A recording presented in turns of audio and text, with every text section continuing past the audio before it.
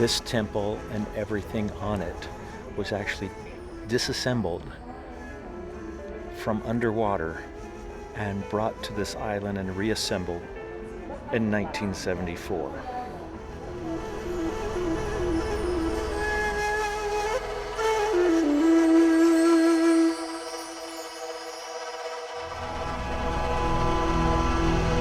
Let me explain how it works. Please look at this. So here, that is the island. So what we had to do is to do a coffer dam. That dam, it was steel. You're gonna see bits of it. We left some steel bars of that coffer dam, and then we had to do 6 feet apart a concrete fence. So there are 2 fences surrounding the island. Then we had to put some pumping machines everywhere to drain water in the Nile.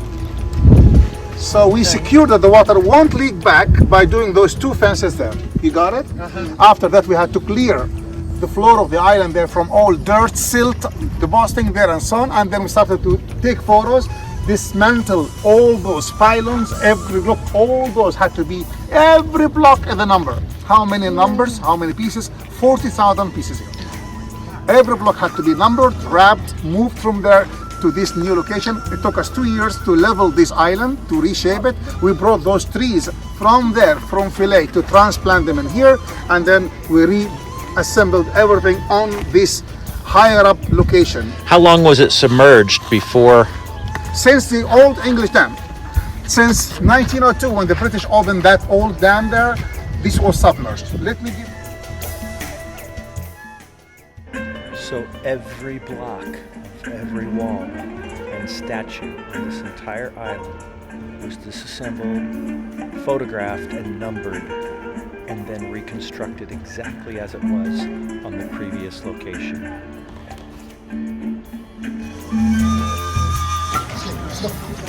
Can see that? Look, all the faces there, the Egyptian Christians, can see that here. They built a church inside this temple. The church goes back to the beginning of the 5th century AD. And you can see the things smiting his enemies. Where are the enemies? Look at them. Look at their heads. Their hands are there. Can you see that? They are kneeling. Look, all the kneeling is holding all of them from one hair lock. Can you see that? They are so famous, seen by those families who came dwelling here. Some of them were tolerant, some of them were very fanatic.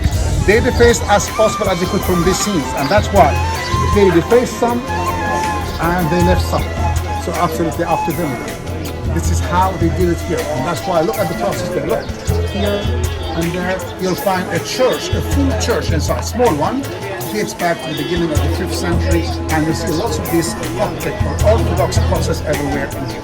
But here, the temple, here, it's dedicated to the cult of the goddess Isis. She is the universal goddess of love, joy, and beauty.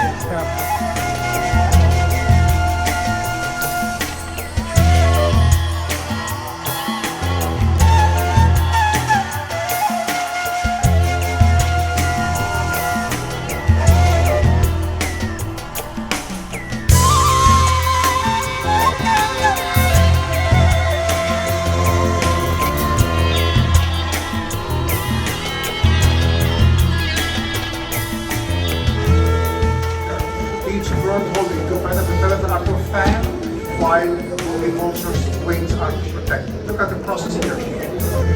That's a Byzantine process, Coptic, Orthodox process here. See that?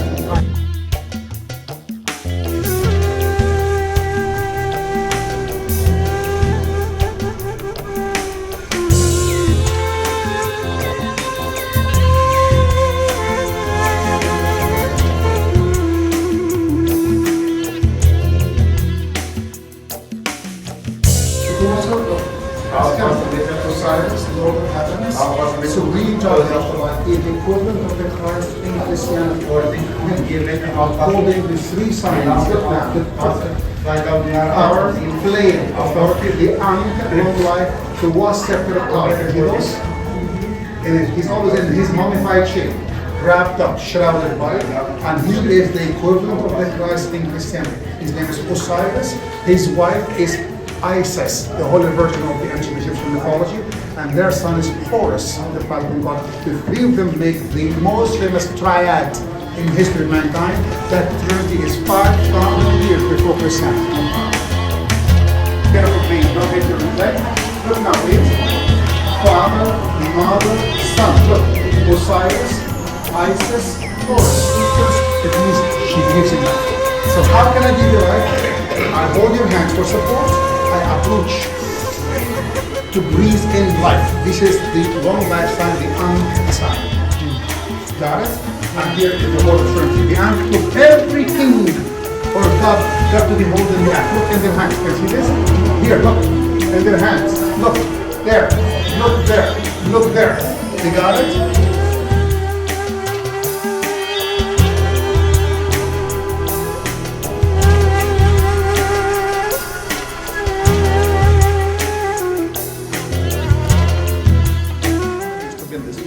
Third century before Christ, Greek, until 3rd century AD, Roman. And that's why when the Romans came down to here, they believed in this goddess. They called her Aphrodite or Aphrodite, the goddess of beauty in the Greek and Roman, mythology. So Isis is Aphrodite, by the way, according to the Greeks and Romans. Now, when you smell this flower, that's the lotus flower, you know what I mean by unisex. And this is absolutely one of the most famous products of this country. We export to 5, countries, and the major place for this, it is, Grasse City. Anybody been to France?